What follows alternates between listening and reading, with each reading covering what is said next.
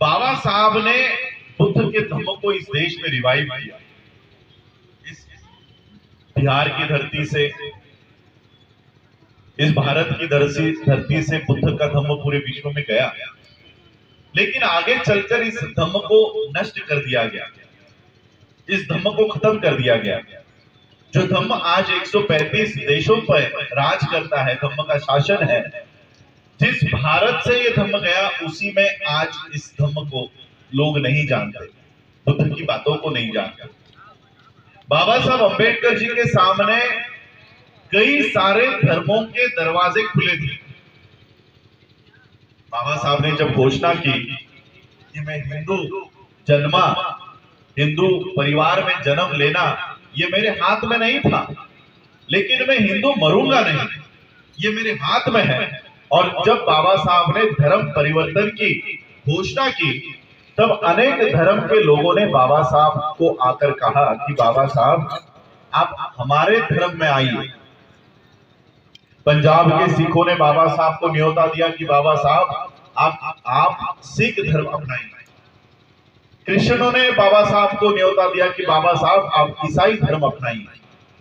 मुसलमानों ने भी बाबा साहब को न्योता दिया कि बाबा साहब आप इस्लाम कबूल कीजिए। आपके लोगों को जो जो चाहिए वो सब देने के लिए हम सब तैयार हैं। सिख भी तैयार है, क्रिश्चियन भी तैयार है, मुस्लिम भी तैयार है, जो चाहिए वो देने के लिए तैयार है। सिखों ने तो बाबा साहब अंबेडकर जी की सोने के रथ से उनकी रैली निकाली, उनकी यात्रा निकाली, सोने के रथ से। बाबा साहब को मुंबई में खालसा नाम का एक कॉलेज तैयार करके दे दिया कि बाबा साहब आप शिक्षा के लिए काम कर रहे हो, ये शिक्षा का सारी व्यवस्था हम आपको और आपके समाज को तैयार करके देने के लिए तैयार है। इतनी सारे साधन, इतनी सारी संपत्ति, इतने सारे पैसे बाबा साहब को अन्य धर्म के लोग अपने अपने धर्म में लाने के लिए, देने के लिए तैयार थे। लेकिन फिर भी बाबा साहब ने सिख धर्म को नहीं अपनाया, इस्लाम को नहीं अपनाया, क्रिश्चियन धर्म को नहीं अपनाया। और जो धर्म इस देश से मिट चुका था, लुप्त हो चुका था, खत्म हो चुका था, जिसके पास कोई साधन नहीं थे, ना कोई स्कूल थी, ना कोई कॉलेज था, ना कोई बाबा साहब को बौद्ध धर्म में आने के लिए सोने के रथ में सवार करने के लिए तैयार था, कुछ भी नहीं था, 1 रुपया नहीं था। जब बाबा साहब ने बौद्ध धर्म की दीक्षा ली, तब बौद्ध धर्म की दीक्षा देने के लिए हमारे पास बौद्ध भिक्षु भी नहीं थे। जैसे अभी हमारे बौद्ध भिक्षुओं ने आपको त्रिशरण दिया, पंचशील दिया, बाबा साहब को तो बौद्ध धर्म की दीक्षा देने के लिए, त्रिशरण पंचशील देने के लिए बौद्ध भिक्षु भी नहीं थे। जो महास्तवीर चंद्रमणि इस देश में आए बाबा साहब को दीक्षा देने के लिए, वो बर्मा से आए। बर्मा से आकर बाबा साहब को बौद्ध धर्म की दीक्षा दी। सोचिए, जिस धर्म के पास, जिस धर्म के पास दीक्षा देने के लिए भिक्षु भी नहीं है, ऐसे धर्म को बाबा साहब ने चुना। क्यों चुना पता है?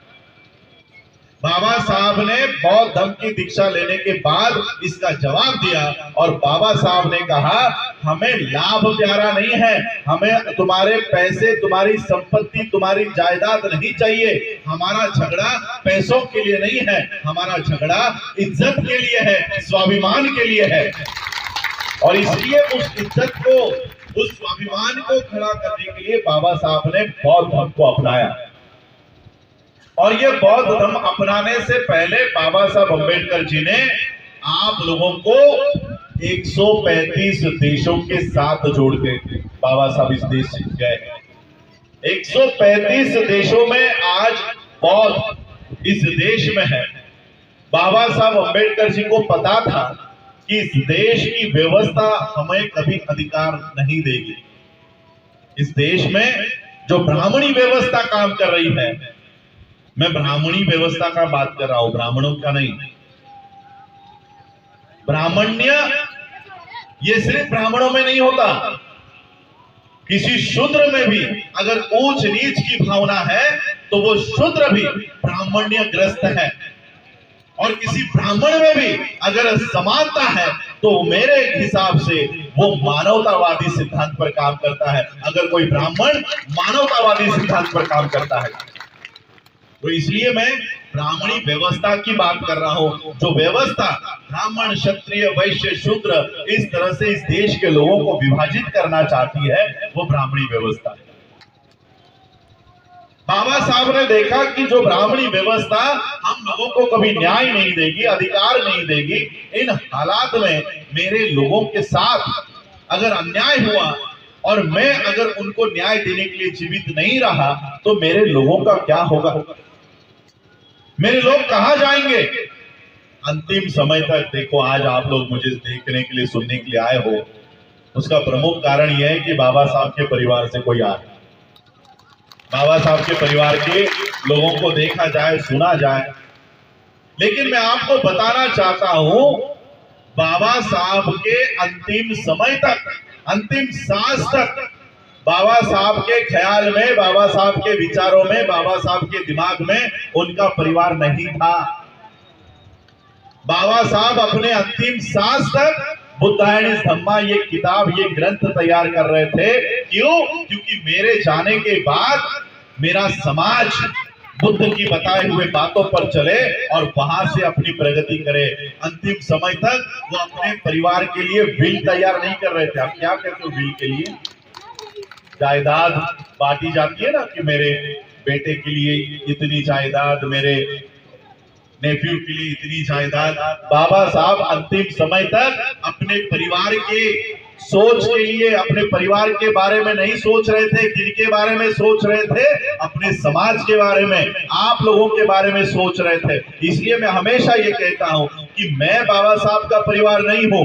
आप लोग जो यहाँ बैठे हैं, ये बाबा साहब का असली परिवार है। बाबा साहब ने अंतिम समय तक हम लोगों को बुद्ध की बातों को बताने के लिए काम किया। हम लोग बुद्ध के मार्ग पर चले।